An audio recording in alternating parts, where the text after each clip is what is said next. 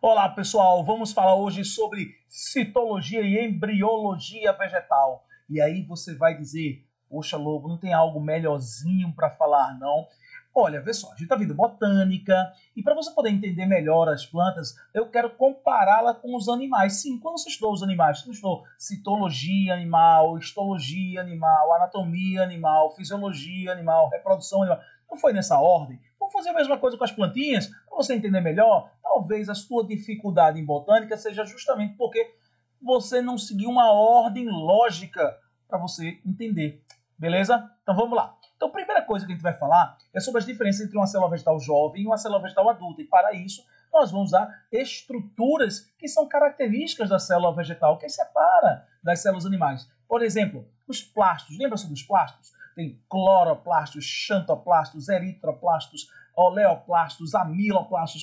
Pois bem, os plastos, quando a célula é jovem, eles são imaturos. Como assim imaturos? São indiferenciados. Na célula adulta, eles já são especializados. Por quê? Porque, veja só, nem toda célula vegetal ela vai ter, por exemplo, cloroplasto. Não tem lógica. Uma célula da raiz vai ter cloroplasto para quê? Vai fazer fotossíntese debaixo da terra? Não tem lógica, tá? Então, o que acontece?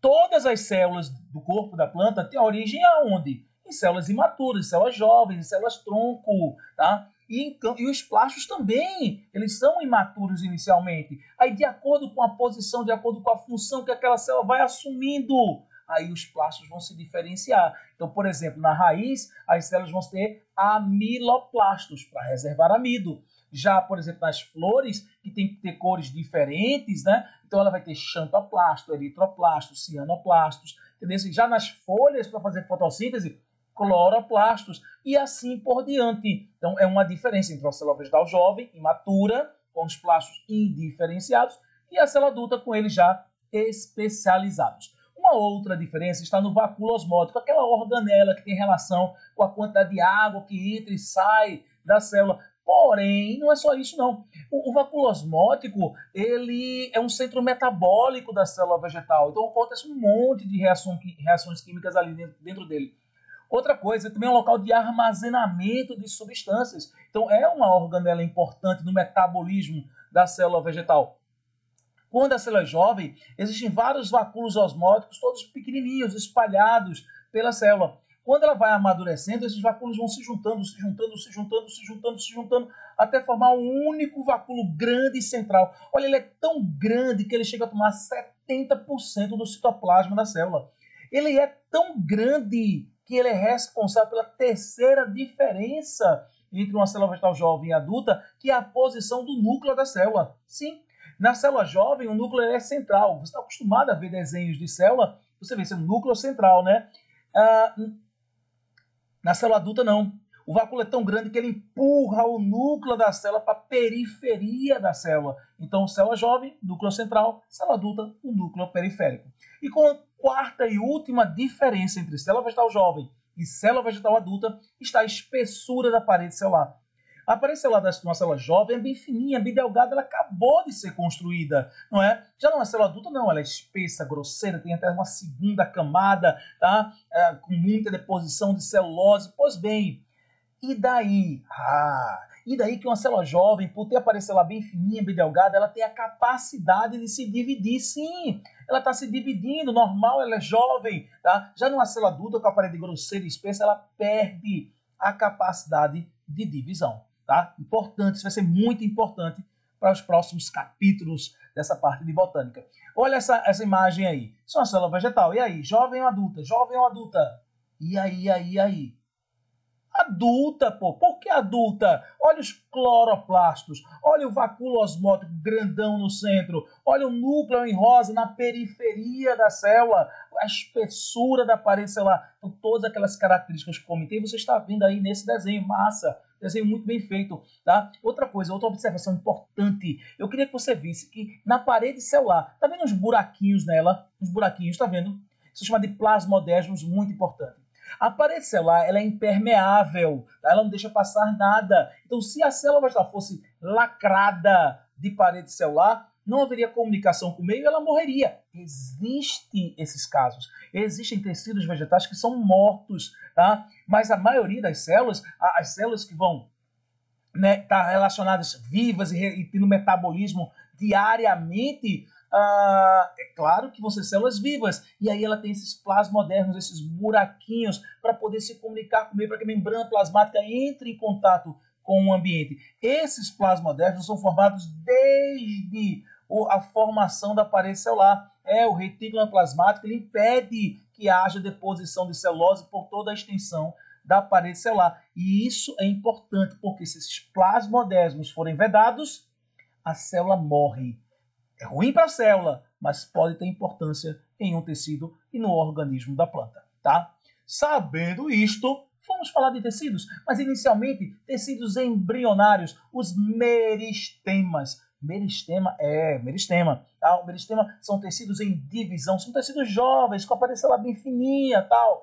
E esses meristemas, eles são divididos em meristemas primários e meristemas secundários. Os meristemas primários, também chamados de meristemas apicais, porque eles estão no ápice, eles estão na extremidade da planta, eles são responsáveis pelo crescimento em comprimento da planta. Comprimento longitudinal, tanto da raiz quanto do caule. Já os meristemas secundários, eles vão fazer o crescimento em largura da planta. Primário, comprimento, secundário, largura. Você confunde isso, lembre-se, qual é a prioridade de uma planta? Crescer em comprimento ou crescer em largura? Imagine, está lá, uma semente foi colocada no solo. Qual é a prioridade dela? Crescer em comprimento ou crescer em largura? Claro que é crescer em comprimento. Por quê? Porque ela tem uma quantidade de reserva limitada. E aí que ela tem que, com essa quantidade de reserva, conseguir romper a barreira do solo, formar as primeiras folhas para fazer fotossíntese. Então, a prioridade dela é crescer em comprimento. Por isso que os meristemas primários são aqueles que fazem o crescimento em comprimento. Meristema secundário é largura. Tem sua importância? Sim, mas não é obrigatório. Nem toda planta tem meristema secundário, mas todas vão ter meristemas primários. Então, para que serve o meristema secundário? Para dar mais sustentação, para poder crescer mais em comprimento. Sim, porque se ela só crescesse em comprimento e não alargasse, o que é que ia acontecer? Chegava um momento que ela estava o quê? Comprida e fina, tombava, quebrava. Então, plantas de grande porte, árvores, elas têm não apenas crescimento primário, mas também têm crescimento secundário.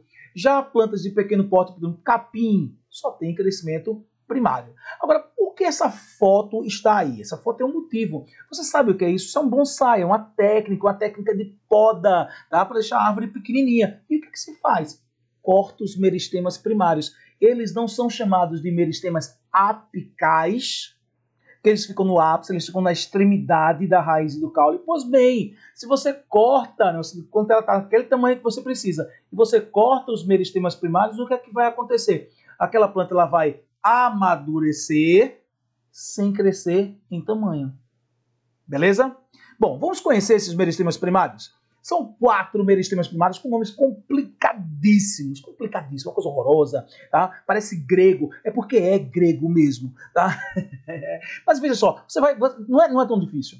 Não é tão difícil. Lembre-se que as palavras estão escritas, você precisa relacioná-las. Ouça. Dermatogênio. Dermatogênio, também chamado de protoderme. Isso faz você lembrar o quê? Dermatogênio, protoderme. Pô, faz lembrar de pele, né? Pois bem, a planta não tem derme não, mas ela tem epiderme. Então o dermatogênio dá origem à epiderme. Fácil. Um tecido jovem dá origem ao tecido adulto. Você lembra da embriologia animal? A ectoderme dá origem ao tecido nervoso e parte do tecido epitelial. Não lembra disso? A mesma ideia.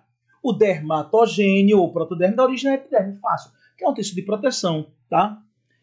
Meristema fundamental. Esse é o nome mais fácil. Fundamental. Por que ele é fundamental? Ele é fundamental porque ele dá origem aos tecidos de sustentação da planta, tá? Tanto sustentação física quanto sustentação química. O de sustentação física são o colênquima e o esclerênquima. Aí você vai dizer, poxa, meu Deus do céu, que biologia tem esse nome complicado, Deus do céu. Calma. Presta atenção. Compare, sempre compare. Quem são os nossos tecidos de sustentação? Nossos, animais. Tecido ósseo, Tecido cartilaginoso. Pense, pense, pense, ó.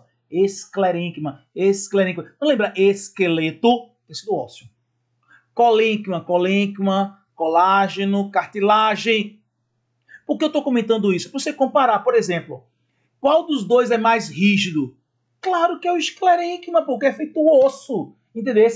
E o colênquima é feito cartilagem, é flexível. Então isso começa a você relacionar, começa a facilitar as coisas. Lembre-se, as palavras estarão escritas na sua avaliação.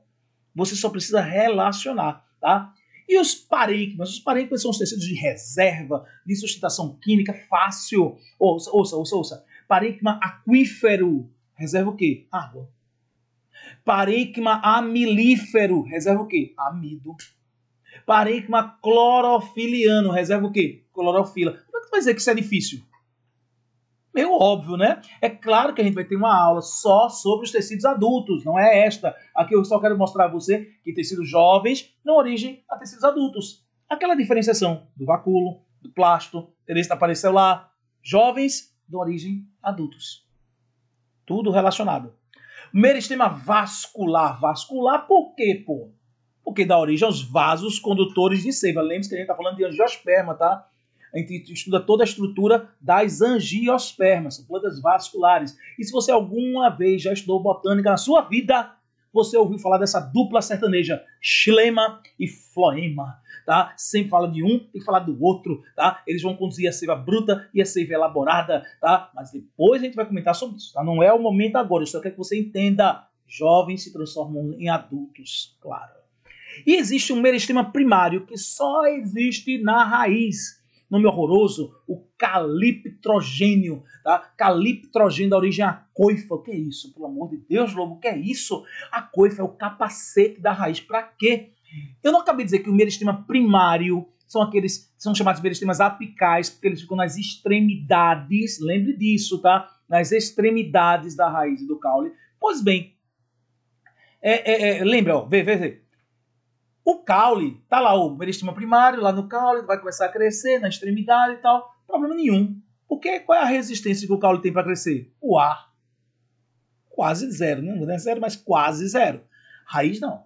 A raiz ela tem que rasgar o solo, um solo que pode ser batido, um solo que pode ser pedregoso. Difícil, complicado. Lembra que o meristema são células jovens, com a parede celular fininha, delgada, são células frágeis, e elas estão na extremidade. Como é que você vai botar um negócio que é frágil na extremidade, na frente, para bater de frente? Não tem lógica. É por isso que na raiz, só na raiz, existe um capacete chamado de coifa, que é para proteger essa região, tá? Apical, essa região dos meristemas primários. Vamos ver? Vamos ver isto, tá? Olha essa imagem, magnífica essa foto, mostrando a ponta da raiz. Essas células mais escuras que você está vendo são as células meristemáticas, são células jovens, o citoplasma é pequenininho, tá? São células menores, você está vendo mais concentrado. Está aí pintadinho de roxo, é o núcleo da célula, tá? E essas células mais claras, né, são células adultas, isso é a coifa, Olha, eu queria que você percebesse duas coisas, preste atenção, tá? Olha a posição do núcleo na coifa. As células que formam a coifa, olha a posição do núcleo periférico. Tá vendo? Isso é célula adulta. Enquanto nessas menorzinhas, né, que tem o núcleo central, são células jovens. Outra. Perceba a distância entre as células da coifa. Ela não está mais distante uma da outra, né? Por quê? Por causa da parede celular mais grossa, distancia as células, né? Uma mais grossa, outra mais grossa, a distância é maior. Enquanto as outras, ó, o meristema, tudo coladinho, parece tudo colado uma na outra. Por quê? Porque a parede celular bem fininha, bem delgada. Então a gente vai perceber esse tipo de coisa, tá interligado, para você entender. Você precisa pegar, a gente está construindo uma planta e está mostrando a estrutura dela, para você entender o funcionamento. Senão você não entende, decora um monte de besteira e não sabe nada. Entendeu? Agora veja a mesma situação no caule. Olha o caule. Essa região mais escura é qual? É a região meristemática. Tá vendo alguma coisa mais clara aí protegendo? Professor, isso aí tá com chifre. É não, meu irmão. Sabe o que é isso? Isso são primórdios de folhas. Tá começando a formar folha, pô. Essa pontinha do caule, a pontinha lá, tá? A pontinha de um galho, tá assim, ó, com a região meristemática na pontinha e formando novas folhas. Sim, e não precisa ter coifa. Por quê? Porque, repito, a resistência é dual, quase. Não é zero, mas quase zero. Então não precisa dessa energia, tá? Produzindo uma estrutura de proteção que não é necessária. Então, meristemas primários, meristemas apicais. Sabendo disto, olha essa imagem. Que maldade, meu Deus do céu, que maldade, como o ser humano é ruim. Tá? Olha, dá uma olhada. Por que alguém, alguma criatura vai fazer isso numa pobre de uma árvore? Tem a mínima necessidade, puxa. A árvore fez para você fazer uma maldade. Ah, mas isso é o coração, é o amor. Pelo amor de Deus, faça isso em você. Pega uma faca e rasgue a sua pele para deixar uma cicatriz para você. Aí você pode. É o amor. Não é? Pelo amor, não faça uma coisa dessa com a pobre da árvore, não. Agora a questão não é essa.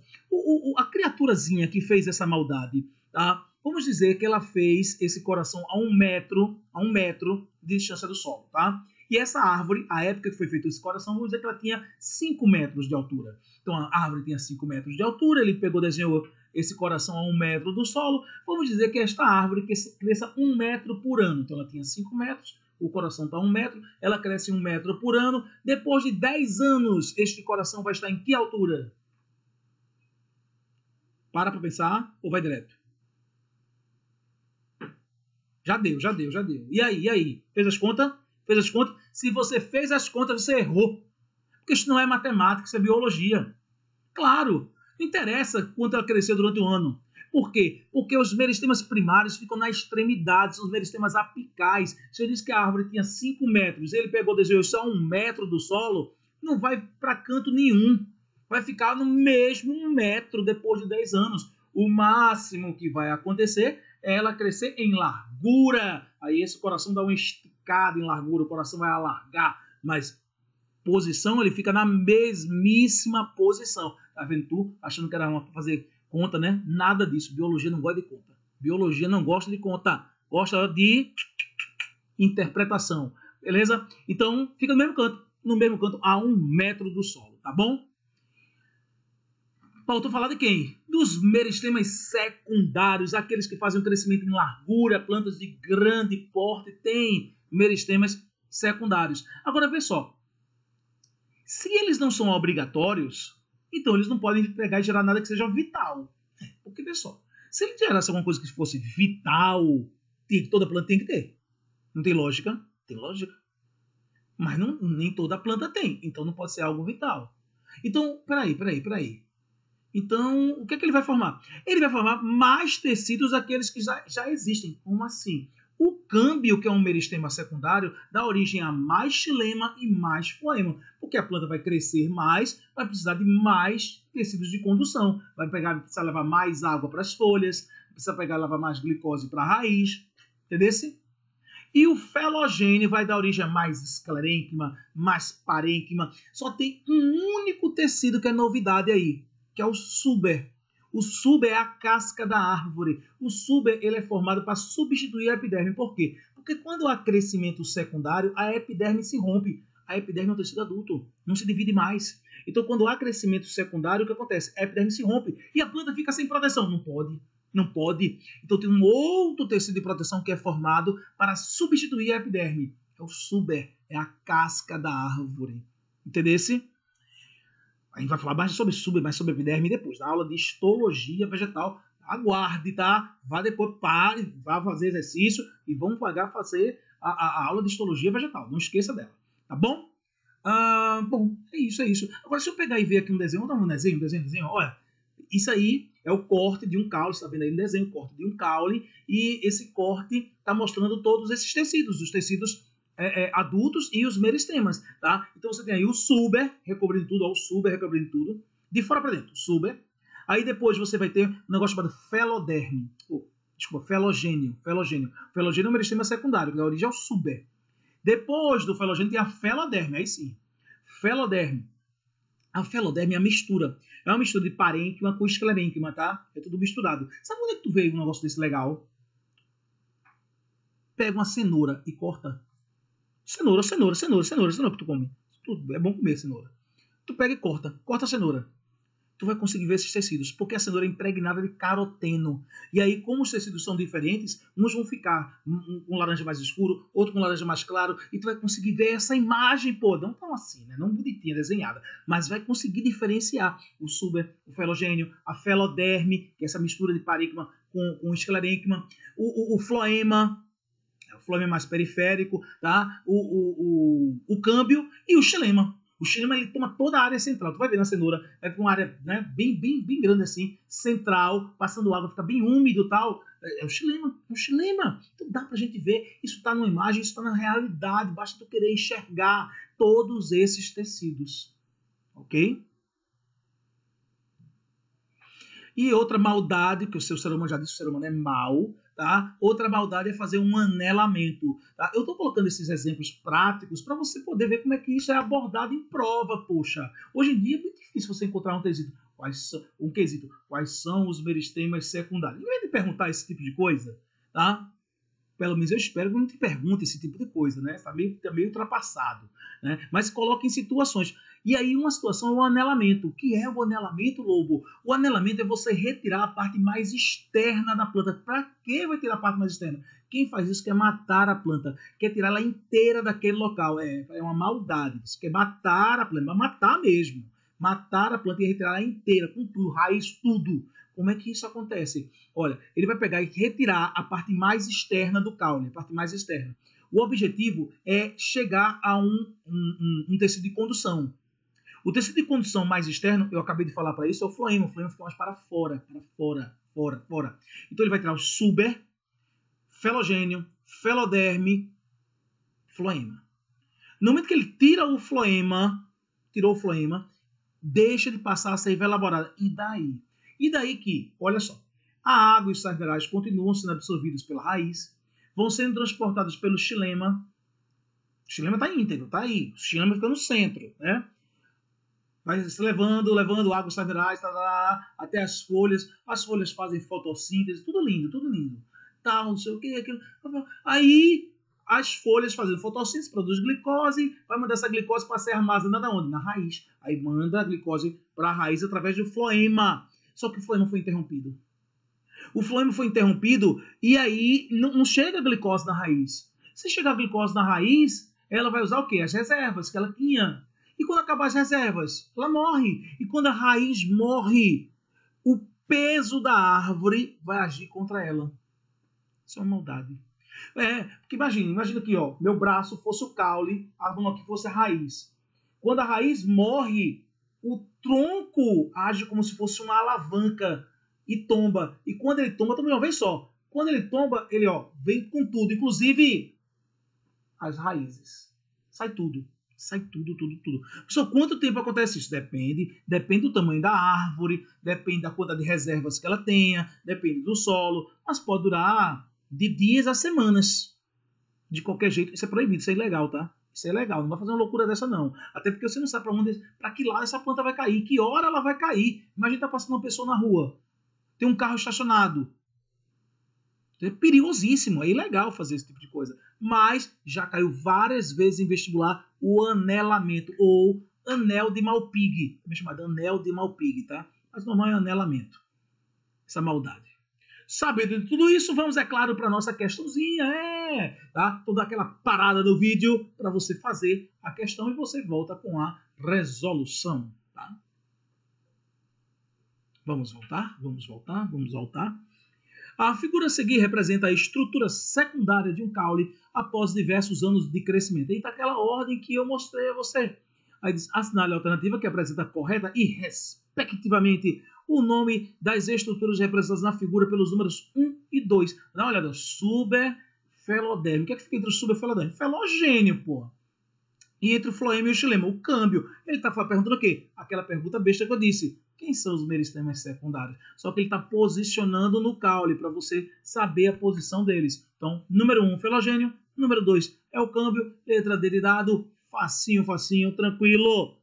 E aí, se você gostou, se você curtiu esse vídeo, compartilhe, se inscreva no canal, nos ajude a continuar fazendo mais vídeos para vocês. Tá bom? Um abraço para todo mundo. E temos um encontro marcado com a parte de histologia vegetal. Tchau, pessoal.